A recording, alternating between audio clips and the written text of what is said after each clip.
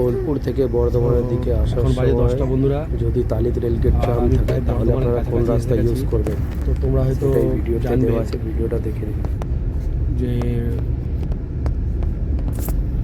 বর্ধমানের কাছে যখন আমরা তালিত রেলগেটের কাছে আসি তো রেলগেটের প্রচণ্ড জাম হয়।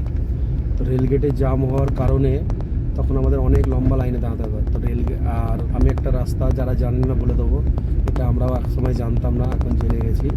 তো যাই হোক, রেলগেটের আগে দেখবেন ঠিক আগে একটা রাস্তা বাঁদিকে ঘুরে যাচ্ছে, রেলগেটের ঠিক আগে ঘুরে গেলে আপনারা এই রাস্তাটা দেখুন, গ্রামের মধ্যে দিয়ে যায় রাস্তাটা, খুব সুন্দর একটা রাস্তা আর ফাঁকা রাস্তা। যারা জানে তারা এটা ব্যবহার করে। তো আপনাদের এই উদ্দেশ্যে আমি ভিডিওটা বানিয়ে রাখছি, রাস্তাটা দেখে আসুন, কারণ আপনাদের কাজে লাগবে। এই রাস্তাটা দিয়ে আপনারা মোটামুটি এখান দিয়ে চলে গেলে সামনে আবার রেলগেট পেয়ে যাবেন, তখন ওই জামটা অ্যাভয়েড করতে পারবেন আপনারা।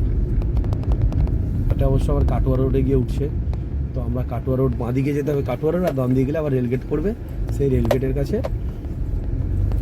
তো বেশিটা নয়, গ্রামের ভেতর দিয়ে একটু যেতে হচ্ছে, এই যা খুব সুন্দর রাস্তা। তো দেখো বন্ধুরা, আমি প্রায় রেলগেটের কাছাকাছি চলে এসেছি। কত সুন্দর, কোনো জাম নেই, ট্রাফিক নেই, কিচ্ছু নেই। আর বাঁ দিকে যে রাস্তাটা, এটা কাটোয়া বর্ধমান রোডে গিয়ে আবার কাটোয়ার দিকে যাচ্ছে বর্ধমান হয়ে। তো এই দেখো, ওই রেলগেটটা কত জাম থাকে, আর এই রেলগেটটা দেখুন কোনো জাম নেই। আপনারা নিশ্চিন্তে এই রেলগেটে এসে এখান দিয়ে আবার 108 মন্দিরের রাস্তাটা ধরে নেবেন। তো আমি বলবো এই রাস্তাটা ব্যবহার করুন, খুব ভালো।